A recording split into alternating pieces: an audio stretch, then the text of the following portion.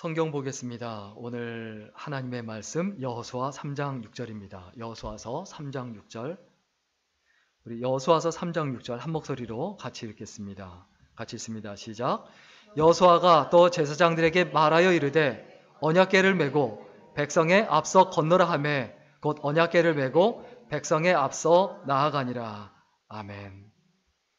오늘은 앞서 건너가라라는 제목으로 함께 하나님의 말씀 나누겠습니다. 수필가 박승훈 씨라는 분이 있는데 이분이 지은 수필 중에 OK 캘린더라는 수필이 있습니다. 근데 이 수필의 내용이 뭐냐면 전쟁터에서 주인공이 전쟁터에서 하루를 보내고 그리고 그날 저녁에 오늘 하루도 무사히 보냈다. 오늘도 내 생명이 아직 붙어 있다. 이런 의미로 OK라는 사인을 매일매일 하루 저렇게 달력에다가 OK라고 표시하는 내용입니다. 자기 옆에서, 자기 주위에서 자기 동료들이 죽어져 가고 그리고 자기 동료들이 목숨이 끊어지는 것을 보고 그것을 보며 내가 하루하루 살아있는 것이 기적이다라는 생각을 하고 OK 사인을 하루하루 매일매일 늘려가는 부분인데 우리들도 한번 생각해 봤으면 좋겠습니다. 내가 오늘 하루 보냈는데 내 삶에 대해서 OK라고 적을 수 있는가? 그리고 더 중요한 건 뭐냐면 내가 하루 보낸 다음에 과연 주님이 내 삶에 대해서 오늘 하루에 대해서 OK라고 사인을 주실 것인가? 아니면 아니라고 사인을 주실 것인가? 우리가 한번 기억하고 생각해 봐야 되지 않을까요?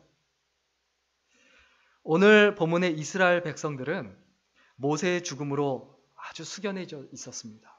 또 우울하기도 하고요. 모세는 위대한 지도자입니다. 이스라엘 백성의 왕국에서 자라났고 무술과 학술에 능했고 그리고 나이도 많고 경험도 많고 그 사람이 갑자기 사라졌어요. 예고도 없이 갑자기 죽은 거예요.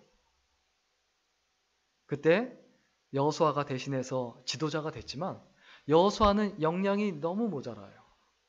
노예의 집안에서 노예로서 자랐고 많이 공부한 것도 아니고 또 무술에 능한 것도 아니고 뭐 믿을 만한 구석이 하나도 없어요. 그리고 더 문제는 뭡니까? 자기들 뒤에는 이스라엘 백성 뒤에는 광야가 40년 동안 방황하던 광야가 있고 그리고 그 앞에는 어떤 강이 있었습니까? 요단강이 있었죠. 근데 요단강이 건기 때는 괜찮은데 우기 때는 굉장히 물이 넘실거려서 사람이 걸어서 지나갈 수가 없어요. 그런데 하나님께서 그걸 건너가라고 하시는 거예요. 이걸 어떻게 건너갑니까? 너무 막막하고 너무 깜깜하고 아득한 가운데 이때 하나님의 명령, 그들을 향한 명령이 뭐냐 하면 여호수아가 또 제사장들에게 말하되 언약궤를 메고 백성 앞서 건너라. 사실 출애굽을 해서 사실 홍해가 갈라질 때는 그냥 먼저 갈라진 거예요. 모세가 지팡이를 그냥 이렇게 내미니까 그냥 갈라졌어요. 그 다음에 건너갔어요. 그런데 이거는 문제가 뭡니까? 제사장들한테 뭐라고 명령합니까? 갈라지지도 않았는데 언약궤를 어떻게 하고? 메고 맨몸도 힘든데 언약궤까지 메고 거길 걸어 들어가라고 하니까 이건 뭘 의미하죠? 거의 죽으라는 거죠. 그런데 제사장들이 그 명령대로 앞서 건너갑니다. 언약궤를 메고 들어갑니다. 그렇다면 이와 같이 앞서 건너가라는 하나님의 명령은 무슨 의미일까요? 우리가 꼭 기억해야 합니다. 하나님의 명령은 축복이에요. 왜 축복이냐? 하나님께서 책임지시겠다는 거거든요. 땅 끝까지로 복음을 증거해라. 때를 얻든지 못 얻든지 복음을 전해라. 예수 그리스도를 증거해라. 그 이야기는 뭡니까? 그것을 위해서 살아가면 나머지는 하나님이 다 책임져 주시겠다는 거예요. 가장 좋은 인생이 어떤 인생입니까? 가장 편한 인생이 어떤 인생입니까? 부모님이 책임져 주시는 인생을 살았어요. 그런데 부모님이 책임져 주시는 인생을 살다가 나이가 20이 넘어가고 30이 넘어가면 이거는 곤란해지는 거죠. 아주 괴로운 거죠. 아주 힘들어지는 거죠. 어떤 인생이 가장 좋습니까? 당연히 하나님이 책임져 주시는 인생이에요. 하나님께서 명령하셨어요. 제사장들에게 앞서 건너가라. 너희들이 건너가면, 언약궤를 메고 건너가면, 복음을 메고 건너가면 그 다음에 내가 책임져 주겠다. 우리의 삶에는 먼저 행하고 먼저 실천하며 먼저 희생하는 사람이 있어야 됩니다. 앞서가는 사람이 있어야 돼요. 그 사람이 없으면 하나님의 역사가 나타나지 않습니다. 요단강이 절대 갈라지지가 않습니다. 그리고 앞서 건너가라. 이 명령은 어떤 명령입니까? 내가 너희를 본보기가 되게 하겠다. 삶의 샘플이 되게 하겠다. 삶의 샘플과 본보기는 뭡니까? 누구에게든지 입에 오르내리면 그 사람처럼 되라. 그 사람처럼 살아라. 그 사람처럼 사회생활하고 그 사람처럼 가정생활하고 그 사람처럼 직장생활해라. 이것보다 더 큰 영광이 어디 있습니까? 내가 가정에서 샘플이 된다는 거 쉽지 않습니다. 교회에서도 마찬가지고. 그러나 가장 중요한 건 뭐죠? 결국 샘플이에요. 따라갈 모델이 있어야 되거든요. 우리의 인생이 어떤 인생이 돼야 됩니까? 좀 남들의 자랑거리가 되었으면 좋겠어요. 귀향신앙생활 하려면 교회의 자랑거리가 되고, 누구 있는데 누구처럼 신앙생활 해라. 그리고 다른 사람들한테 얘기 듣기도, 야, 누구 남자친구 있는데 나도 그런 남자친구 있었으면 좋겠다. 이런 말을 들을 정도의 사람. 사실 우리 대부분의 사람들은 외모로 승부 보기엔 좀 어렵습니다. 저도 목회를 외모로 승부 보면 얼마나 좋겠습니까? 이제 그럴 순 없거든요. 우리가 외모로 승부 보는 인생을 살 수는 없어요. 모델도 외모 갖고 되는 게 아니에요. 연예인도 외모만 갖고 절대 되는 게 아니에요. 할 수 있는 건 처음에 잠깐 반짝은 가능해요. 그런데 진짜 중요한 건 뭡니까? 내가 자랑거리가 되고 샘플이 될 만한 그런 어떤 능력이 있고 그리고 실력이 있는 거죠. 하나님께서 그것을 해주겠다는 약속입니다. 그리고 앞서 건너가라. 이 명령은 무슨 뜻입니까? 네 인생이 기적이 되게 하겠다. 네 인생이 곧 나의 역사, 나의 히스토리가 되게 하겠다. 네가 가는 걸음이 내가 가는 걸음이 되게 하겠다라는 하나님의 축복이고 은혜다라는 것을 잊어버리지 말아야 합니다. 제사장들이 하나님의 명령을 듣고 주저하지 않고 그 넘실대는 그 요단강을 먼저 들어갔어요. 그러니까 하나님의 역사가 나타났고 이스라엘 백성이 될 수 있었던 거예요. 만약에 제사장들이 거기서 순종하지 않았다면 어떻게 됐을까요? 하나님의 구원의 히스토리가 끝나는 거예요. 이스라엘 백성들이 거기서 앞서 건너갔기 때문에 하나님의 역사가 일어나고 이스라엘 백성다워지는데 그러면 그게 금방 됐습니까? 제사장들이 40년 동안 광야에서 방황하면서 만나와 메추라기로 구름 기둥과 불 기둥으로 수많은 하나님의 역사와 은혜를 경험하고 체험했기 때문에 그 믿음이 생길 수 있었던 거예요. 이렇게 인도하신 하나님이, 홍해를 가르신 하나님이 이 요단강도 분명히 가르칠 것이라는 믿음이 있었고, 또 심지어 그리 아니하실지라도 내가 여기 들어가서 죽어도 괜찮다라는 이 믿음이 생겼던 거죠. 우리에게 이러한 믿음이 필요합니다. 오늘날 이러한 믿음을 가진 사람이 필요합니다. 이런 믿음을 가진 사람이 많은 사람이 있어야 되는 거 아니에요. 많은 사람이 있을 수도 없어요. 우리 여호수아서 3장 17절 말씀 같이 읽겠습니다. 여호수아서 3장 17절입니다. 같이 읽습니다. 시작. 여호와의 언약궤를 맨 제사장들은 요단 가운데 마른 땅에 굳게 섰고 온 이스라엘 백성은 마른 땅으로 행하여 요단을 건너니라. 제사장들이 그 명령에 순종해서 먼저 언약궤를 메고 요단강이 들어가니까 그 땅이 어떻게 됐다고요? 아예 마른 땅이 됐다고 했어요. 땅이 아예 말랐다고 했어요. 그게 하나님의 역사예요. 그게 하나님의 은혜예요. 그런데 한번 생각해 보세요. 그 과정에서 얼마나 어려웠겠습니까? 이걸 내가 들어갈까 말까? 번지점프를 저는 안 해봤지만 일단 뛰어내리면 끝인데 그 전까지가 얼마나 고통스럽고 괴롭습니까? 똑같죠. 사실 번지점프 이상으로 무서워요. 왜? 번지점프는 어떻습니까? 확실하게 매달려 있으니까 수많은 사람들이 뛰어내려 봤으니까 괜찮다는 확신을 가질 수 있잖아요. 그런데도 무서워요. 그런데 이거는 번지 점프하고는 비교할 수 없을 정도로 무서운 거예요. 두려운 거예요. 답답한 거예요. 그 가운데 들어가지 않습니까? 하나님의 명령은 뭐라고요? 그거 축복이다. 네가 순종만 하면 네 삶이 나의 히스토리가 되게 하겠다. 그 약속이라는 거죠. 뭐가 은혜입니까? 요단강이 갈라지는 게 은혜가 아니에요. 그 두려움을 딛고 믿음의 행보를 한 걸음이라도 내딛는 것, 요단강에 들어갈 수 있는 것, 그게 은혜예요. 그게 축복이에요. 그런데 우리는 뭐만 축복이고 은혜라고 합니까? 누가 등 떠밀어서 요단강에 쓰러졌는데 싹 갈라지게 하셨다. 이게 아니잖아요. 내가 믿음으로 내 의지로 들어간 거잖아요. 사드락과 메삭과 아벳느고가 풀무불에 들어가서 타 죽지 않았어요. 타 죽지 않은 게 은혜입니까? 사드락과 메삭과 아벳느고가 거기서 타 죽지 않은 게 아니라 거기에서 담대하게 그리 아니하실지라도 하고 풀무불에 걸어 들어간 것 자체가 은혜죠. 다니엘도 마찬가지죠. 사자굴에 들어갔는데 사자가 자기를 물어 죽이지 않은 것, 잡아먹지 않은 것이 은혜입니까? 거기에 들어갈 수 있는 게 진짜 은혜고 그게 진짜 복이에요. 그게 믿음이에요. 그게 하나님의 역사고요. 우리가 앞서가는 인생이 돼야 합니다. 앞서가는 인생. 앞서가는 인생이 될 때 그때 어떤 일들이 나타날까요? 어떤 일들이 나타날까요?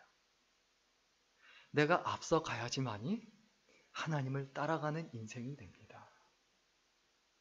다른 사람들보다 앞서가지 않으면 내 앞에 다른 사람이 보여요. 내 앞에 부자가 보여요. 내 앞에 편안하게 사는 사람이 보여요. 내 앞에 비열한 사람이 보여요. 내 앞에 잘못된 사람이 보여요. 그래서 그 사람을 보며 욕을 해요. 비난을 해요. 그리고 내 앞에 있는 화려한 사람을 보면서 야 나도 저렇게 되고 싶다.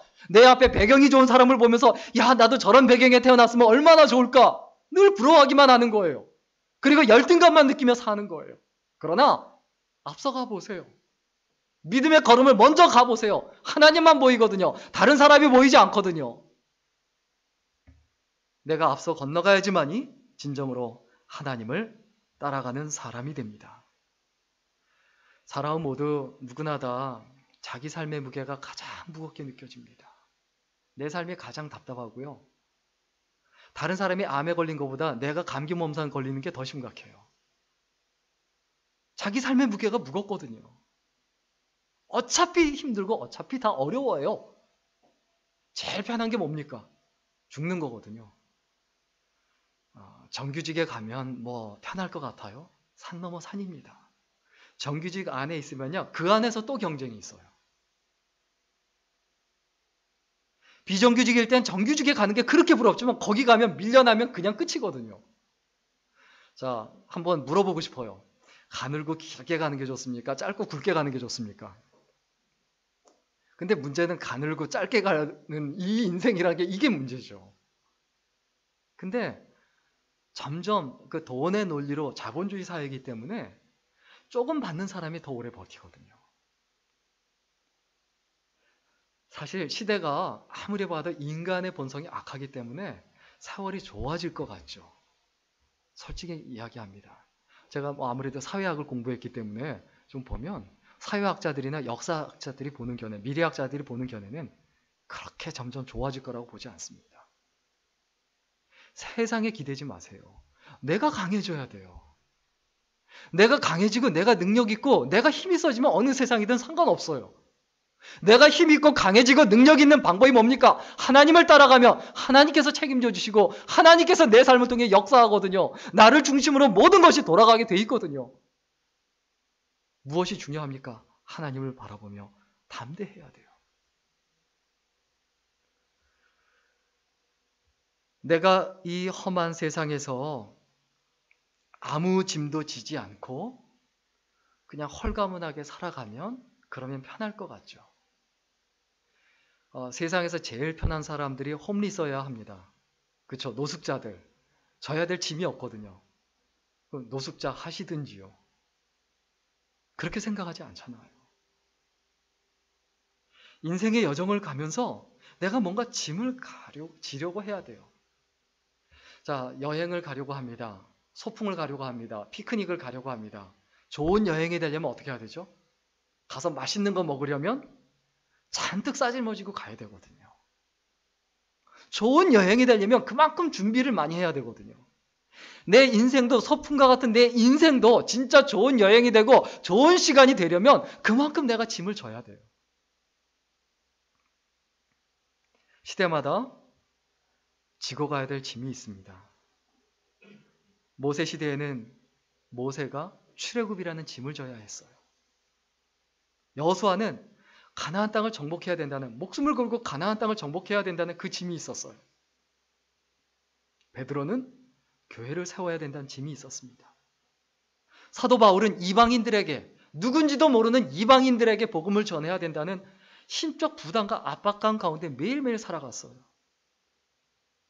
에스라는 복음이 없는 시대에, 하나님 말씀이 사라진 시대에 그 진리를 지키기 위해서 생명을 걸어야 되고, 히스기야는 우상을 없애야 됐고, 또 노아는 120년 동안이나 방주를 만들어야 됐습니다. 그럼 나에게 져야 될 그런 짐이 무엇인가? 그 짐이 무엇인가? 저도 말씀을 묵상하면 묵상할수록 하나님 말씀을 알아가면 알아갈수록 편한 길을 갈 수가 없어요. 좋은 길을 갈 수가 없어요. 꽃길만 걸었으면 좋겠는데 꽃길만 갈 수가 없어요. 하나님 말씀에 그래서 은혜 안 받는 게 좋은지도 몰라요. 하나님 말씀을 깨달으면 자꾸 마음이 뛰어요. 설레요. 도전하게 돼요. 현실을 안주하려고 하질 않아요. 믿음의 사람이 그래요. 믿음의 여정이 그래요. 왜? 거기 하나님이 계시거든요. 하나님께서 그 길을 가라고 하시거든요. 우리가 지고 가야 될 짐이 있습니다. 짐을 지는 사람은 강해집니다. 절대 흔들리지 않습니다. 그리고 세파에 떠내려가지 않죠. 우리가 반드시 지고 가야 될 짐이 두 개의 짐이 있습니다. 하나는 뭐냐면 개인적인 사명이에요. 내 인생, 내 가정. 그리고 두 번째 짐이 어떤 짐이 있을까요? 집단적 사명이 있어요. 교회적, 공동체적 사명이 있다는 거예요. 개인의 짐도 어려운데, 나 혼자 살아내기도 어려운데 교회의 짐까지 지려니까 얼마나 어렵고 힘들고 고달프고 괴롭습니까? 개척교회는 개척교회로서의 짐이 있어요. 또 교회가 크면 큰 교회로서의 짐이 있어요. 그 짐이 있는데 그 짐들을 누가 질 것인가? 앞서가는 사람이거든요. 내 등의 짐이라는 시가 있습니다. 이 시를 좀 우리가 많이 묵상을 하고 좀 기억했으면 좋겠다 이런 생각이 듭니다. 내 등에 짐이 없었다면 나는 세상을 바로 살지 못했을 겁니다. 내 등에 있는 짐 때문에 늘 조심하면서 바르고 성실하게 살아왔습니다. 이제 보니 내 등의 짐은 나를 바르게 살도록 한 귀한 선물이었습니다. 내 등에 짐이 없었다면 나는 사랑을 몰랐을 것입니다. 내 등에 있는 짐의 무게로 남의 고통을 느꼈고 이를 통해 사랑과 용서도 알았습니다. 이제 보니 내 등의 짐은 나에게 사랑을 가르쳐준 귀한 선물이었습니다. 내 등에 짐이 없었다면 나는 아직도 미숙하게 살고 있을 것입니다.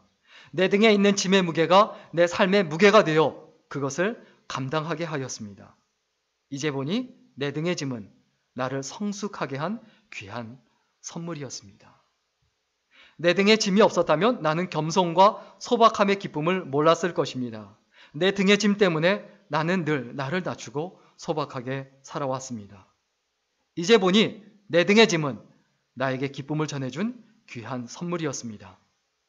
물살이 센 냇물을 건널 때는 등에 짐이 있어야 물에 휩쓸리지 않고 화물차가 언덕을 오를 때는 짐을 실어야 헛바퀴가 돌지 않듯이 내 등의 짐이 나를 불의와 안일의 물결에 휩쓸리지 않게 했으며 삶의 고개 하나하나를 잘 넘게 하였습니다. 내 나라의 짐, 가족의 짐, 직장의 짐, 이웃과의 짐, 가난의 짐, 몸이 아픈 짐, 슬픈 이별의 짐들이 내 삶을 감당하는 힘이 되어 오늘도 최선을 살게 합니다. 등에 짐을 지고 계세요? 지려고 하세요? 아니면 벗어버리려고 하세요? 내가 하나님의 일꾼으로 하나님의 백성으로 이 땅에 한번 태어나서 살아가는데 어떤 짐을 지고 생명 다하는 그날까지 살아갈 것이냐? 내 짐을 벗어버리는 게 아니라 그 짐보다 훨씬 강한 두 다리와 허리를 메고 그리고 다른 사람에게 자랑거리가 되고 본보기가 되고 하나님의 샘플과 자랑거리가 되어 살아갈 것인가? 우리 신앙생활이 자꾸 등에 있는 짐을 내려버리기 위한 신앙생활을 해요. 우리 믿음은요, 등에 짐을 지기 위한 더 강한 크리스천이 되기 위한 게 신앙이고 그게 기독교 신앙이고 믿음이죠. 우리의 속사람도 마찬가지예요. 우리는 자꾸 뭔가 쌓으려고 하고 가지려고만 해요. 우리의 믿음이란 것은 비워내기 위한 거죠. 우리의 마음속에 기억해야 되는 것, 앞서가는 사람은 먼저 한 가지는 어떤 사람이 된다고요? 어떤 사람이 된다고요? 어떤 사람이 된다고요? 누구를 따라가는 인생이 된다고요? 하나님을 따라가는 인생이 됩니다. 내가 하나님을 따라가는 인생이 되면 그 다음에 어떤 역사가 있을까요? 사람이 따르는 인생이 돼요. 내가 진짜 하나님을 따라갈 때 사람이 따라와요. 교회라는 곳은 목사가 전도해서 부흥할 것 같지만 그렇지 않습니다. 정말 처음 개척 멤버 정도나 목사 보고 오죠. 그 다음부터 목사 보고 오지 않아요. 기존 멤버들 보고 와요. 양이 양을 낳게 돼 있어요. 교회들마다, 개척교회마다 과연 내가 양을 낳을 수 있는 양인가? 자기 자신을 점검해 보는 것이 굉장히 중요합니다. 다시 말하면 사람이 따르는 사람인가? 사람이 싫어하는 사람인가? 무엇에 관심을 가져야 합니까? 다른 사람이 나를 따르는가? 같은 직장 동료인데 내가 교회 다니는 걸 알았습니다. 그럼 교회 안 다니는 사람인데 교회 다녀? 다니는 교회 어디야? 네가 다니는 교회라면 나도 갈게. 이 정도의 사람이 돼야 되는데 그 정도는 목표가 돼야 되는데 그게 안 돼 있다는 거예요. 그냥 직장에서 살아내기 위해서 바둥거리고 애쓰고 승진하기 위해서 애쓰고 더 큰 목표와 꿈을 가지고 앞서가 보세요. 하나님이 책임져 주십니다. 하나님이 일으켜 주십니다.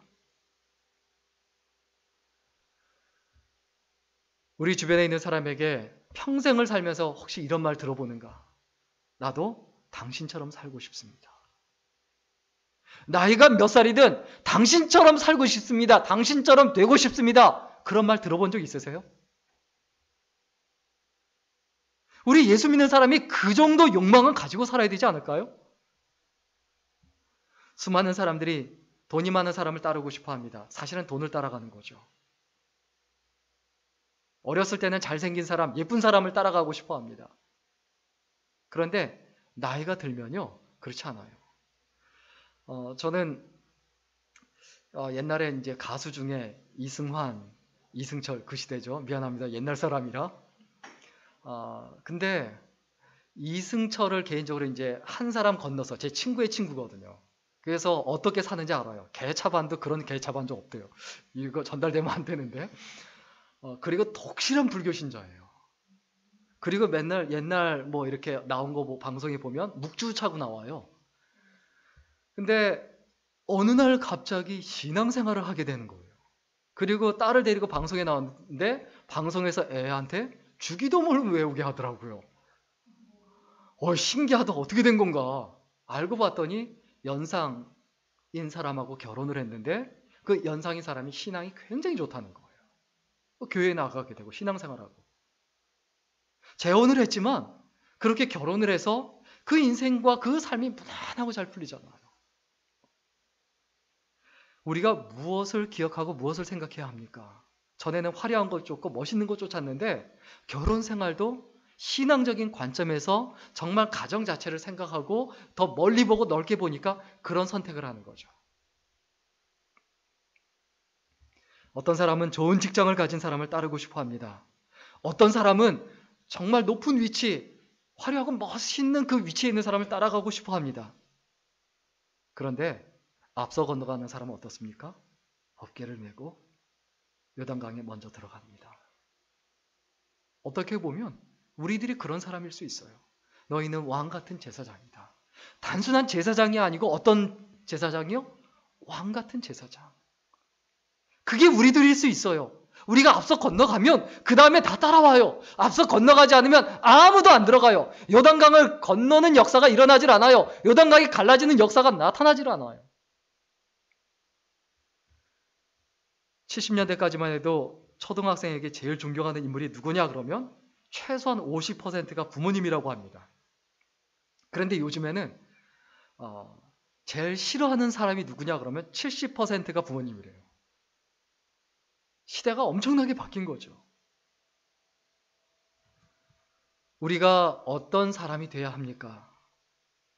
존경하는 부모님이 되고, 존경하는 스승이 되고, 존경하는 선배가 되고, 존경하는 인생의 그 교회 오빠가 되고, 교회 누나가 될 수 있는 그런 사람이 되려고 하는 것.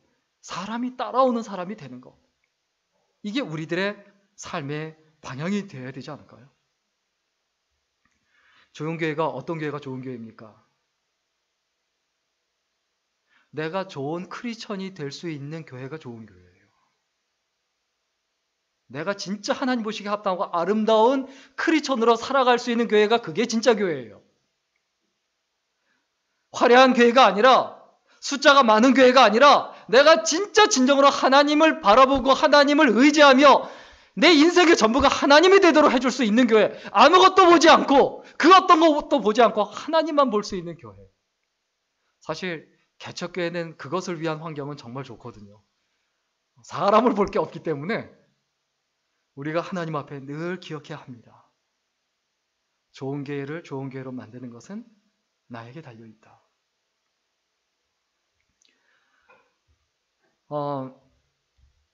글을 하나 읽어드리겠습니다. 꽃을 안다는 것은 아름다움을 안다는 것입니다. 꽃은 저마다의 향기가 있습니다. 가까이 다가갈수록 더 진한 향을 맡을 수 있고 좋은 향기는 오래도록 멀리 갑니다. 사람마다 향기가 있죠? 사람의 향기도 꽃과 마찬가지입니다. 사람도 백리향, 천리향이 있다고 합니다. 그 사람의 소문이 향기가 멀리 가듯 천리를 가고 백리를 가는 향이 있듯 사람에게도 멀리까지 소문이 나는 사람이 있어요. 그냥 몸에 뿌린 향수에서 나오는 향기가 아닙니다. 사람이 내는 가장 좋은 향기는 말에서 풍겨 나옵니다.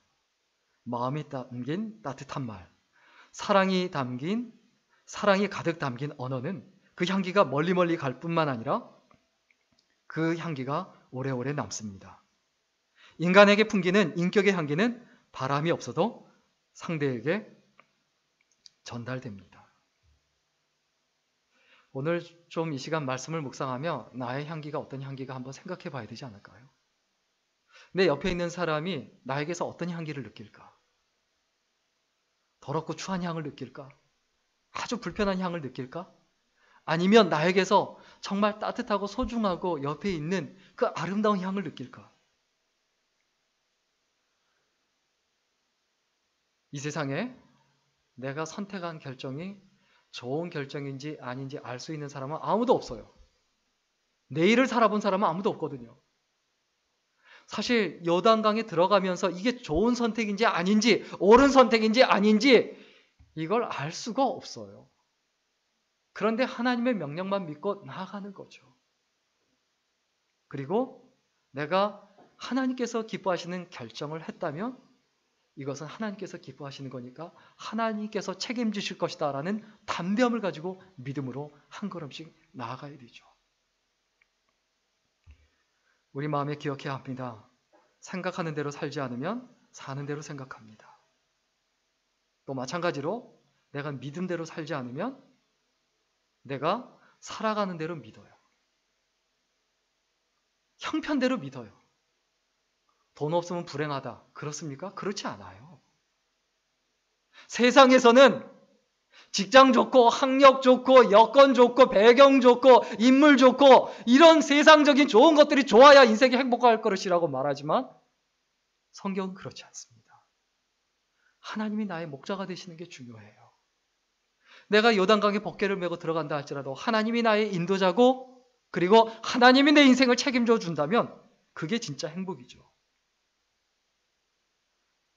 사람이 따르는 사람이 되십시오. 사람이 따른다는 게 뭡니까? 같이 있고 싶은 사람이 된다는 거예요. 인간의 그 진정한 그 풍성함은 소유하는 게 아니에요. 많이 소유했다고 풍성한 삶이 아니에요. 존재 자체가 풍성해야 돼요. 그 영향력. 사실 시아버지가 계신다라고 하면 시아버지가 꼼짝을 못하더라도 숨이 붙어 있는 것과 끊어진 것은 완전히 달라요. 아버지가 살아계시면서 숨이라도 붙어 있는 것과 아예 돌아가신 건 달라요. 내가 숨이 붙어 있다. 그 자체만으로도 존재감이에요. 내가 예수님을 생각한다. 내가 조금이라도 예수님께 매여 있다. 내가 하루에 1분만이라도 예수님 생각을 한다. 이거 다른 얘기예요. 그게 생명력이거든요.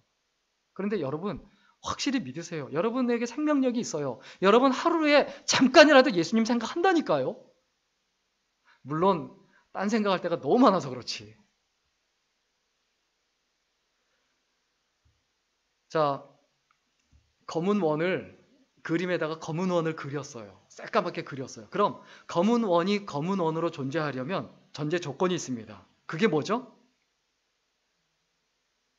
검은 원이 아닌 것과 같이 있어야 돼요. 흰 바탕에 검은 원이 있어야 된다는 거예요. 세상은 내 배경이에요. 내가 예수 믿는 사람으로서 존재하기 위해서 예수 믿지 않은 사람들이 그리고 내가 이 세상에 선으로 존재하기 위해서 선이 아닌 악한 사람들이 존재하는 걸 보여주기 위해서 존재한다는 걸 기억해야 되죠. 여러분, 내가 사람이 따르는 사람이 돼야 돼요. 사람이 멀어지게 만드는 사람, 점점 피하고 싶은 사람이 아니라 따르는 사람이 돼야 되죠. 이게 사람이 따르는 거죠. 함께 있고 싶은 사람. 그리고 한 가지 더, 사람이 따른다는 건 주변에 있는 사람들에게 희망이 된다는 것을 의미합니다. 희망. 저 사람 보니까 살만하다. 사실 저도 교회를 개척을 시작하면서 기도원의 양털과 같은 그런 표식을 많이 하나님께 요구했어요. 싫거든요. 원하지 않거든요. 근데 기도할 때마다 계속 사인을 주시는 거예요. 힘들만 하면 또 사인을 주세요. 어려울만 하면 또 사인을 주세요. 흔들리기만 하면 그때 내가 흔들릴 때 내가 어려울 때 기도하면 그때 또 잡아주시고 사인을 또 주세요. 그런데 그렇게 하면서 한 걸음 성장하고 또 한 걸음 성장하더라고요. 우리가 날마다 기억해야 되는 거, 내가 주변에 있는 사람들에게 절망으로서 존재하느냐 희망으로서 존재하느냐, 이거는 완전히 얘기가 다르죠. 마지막 한 가지 이야기만 하고 마칠까 합니다. 사실 아무리 피아노를 잘 쳐도 거꾸로 치긴 힘들죠. 유명한 분입니다. 그 이소영 씨라는 분인데 앞이 보이지 않는 시각장애인이에요. 근데 이 이소영 씨가 시각장애인인데 방송에도 나왔습니다. 뭐 거꾸로 피아노 치고 누워서도 치고 눈 감고 치는 건 원래 눈 감고 치죠. 안 보이니까. 여기서 좀 빵 터질 줄 알았는데 전혀 않고 이 이소영 씨가 원래 이제 한예종에 이렇게 시도를 했는데 이제 떨어졌죠. 절망해서 그 언니가, 이소영 씨 언니가 정신지체 장애인이에요. 그리고 아버지는 사업 실패로 돌아가셨어요. 그냥 돌아가신 게 아니고 말은 못하겠고. 그래서 정신지체장애 어머니와 엄마하고 셋이 사는데 시각장애인인 이소영 씨가 절대음감이에요. 그리고 앞이 안 보이니까 그냥 늘 귀로 듣고 따라하고 이걸 계속 그런다는 거예요. 그러다 보니까 엄마가 그냥 이렇게 피아노를 마련해주고 이렇게 하는데 악보를 안 봤는데도 듣고 그대로 따라 치는 거예요. 그래서 피아노 실력이 굉장히 뛰어난데도 안 보내주고 대학 입학을 안 시켜주고 떨어지니까 정말 낭망해서 같이 자살을 하려고까지 했습니다. 그런데 이소영 씨가 쓴 책 제목이에요. 책 제목이 뭡니까? 그래요. 눈이 없는데 뭐가 있더라고요? 귀가 있더라고요. 눈이 없어서 세상 끝난 것 같았는데 귀가 있어서 귀로 듣고 모든 것을 할 수 있더라라는 거예요. 그리고 그만큼 자기 능력이 분산되지 않고 귀로 집중을 하니까 더 탁월한 음감과 그리고 예민한 그 음악적인 재능을 발휘하게 되더라라는 겁니다. 그래서 결국 이소영 씨가 계속 도전을 해서 한예종의 합창지휘과 수석으로 합격합니다. 아니 근데 말이 됩니까? 앞이 안 보이는데 무슨 합창지휘과예요. 그래서 피아노는 탁월한 사람들이 워낙 많기 때문에 안 되겠다 싶어서 합창지휘과에 지원을 했는데 수석 합격한 거예요. 그냥 학비가 다 해결이 된 거죠. 그래서 하나님은 놀랍다. 그래서 결국은 다니다가 성악으로 바꿉니다. 피아노도 잘 치지만. 그래서 노래를 아주 굉장히 잘하죠. 이런 상황에서 여러 가지 힘들고 어려운 일이 있지만 어딜 가나 무엇을 하든지 간에 피아노를 치면서 또 노래로 자기 삶의 이야기를 들려주며 다른 사람들에게 희망을 전합니다. 우린 앞이 다 보이잖아요.